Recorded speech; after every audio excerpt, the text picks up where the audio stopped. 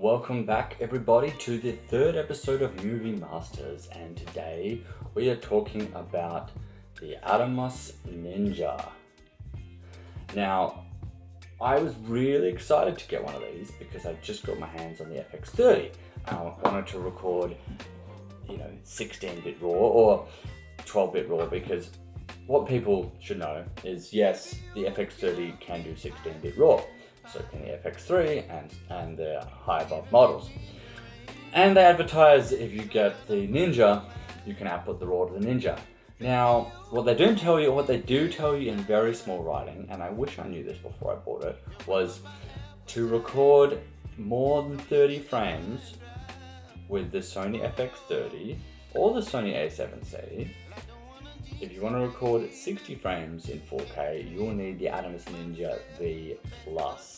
So, when buying, if you're going to go out and fork out $800, $850 for this, Australian, may as well fork out the $1,100, $1,200 for the Plus, because, having that extra frame rate, in RAW would have been a great opportunity. Don't get me wrong, you still can put out Apple ProRes and all the other codecs.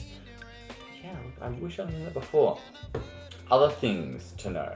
Okay, let's start with the things I really like about it.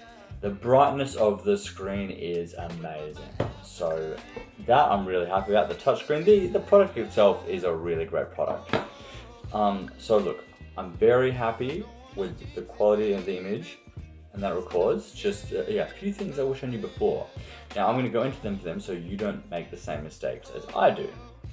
Now when you buy this thing, it doesn't come with a lot. You are going to need a hard drive. Now these can be very expensive. You are going to need a battery, right? And then you are going to need a cable, HDMI cable, depending on what kind of camera you have. While I have learnt some hard lessons, hopefully I can teach you my mistakes and you can save yourself a bit of money. So I did get this battery, and this is a 4,400 milliamp hour battery, and this cost me about 160 Australian dollars. You can get them different prices from different places. Now this will charge and power up this device, but I will warn you, you probably only get between 1.5 hours. And when you're on the job, this can deplete pretty quickly. So that's what it looks like on the device. Now I've turned it on. You can see this nice bright screen. Now also, which comes with the device, you will get this battery eliminator extension. Now that does come in the packet. Now this is very useful. So hold on to this for the moment and we'll get back to that. And it does come with a hard drive case. And what this case you can do is, if you have different brand SSD drives, you put them in this case and then they will fit in the back of the Ninja. Now, a lot of people are going online and you will see a lot of reviews of people buying different brand hard drives because they're a lot cheaper. Now, this brand I went and got from Australians known as J-Car. It was called NTAC. Now it was $512, now it was $100, but it was too slow. You want to make sure you have write speeds, continuous write speeds of over 500 megabits a second. Now, the write speed does say 500, but it doesn't say the continuous. So that's where I got wrong. So this, almost useless. I'm just using this as extra space now, so make sure you don't use the same thing.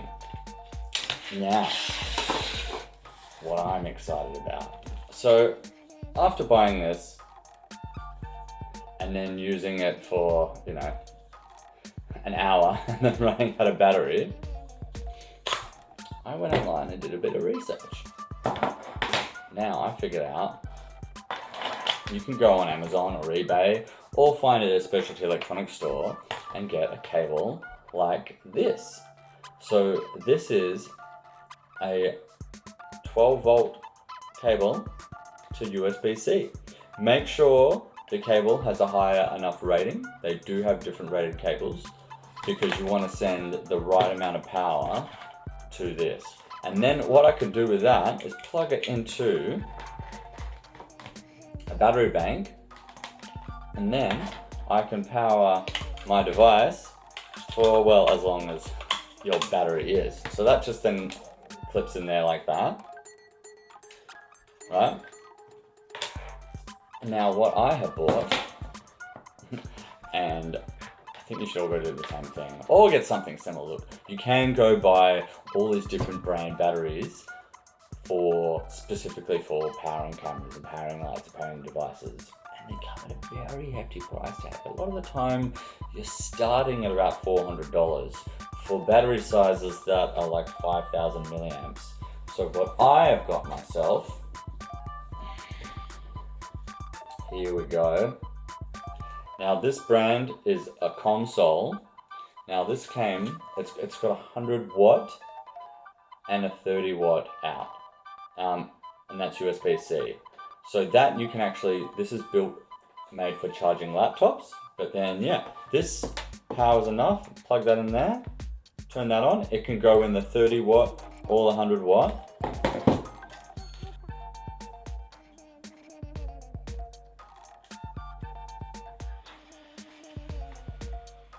And there we go.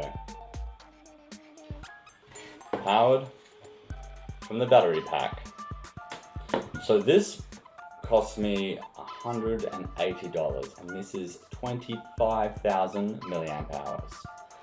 So that's a hell of a lot better. So then I've got myself one of these Atom X hard drives. Now this is 512 gigabytes. Once again, cost a lot of money. These are at 350 Australian dollars. There are other brands. Now the WD, you'll see online, do make their own brand.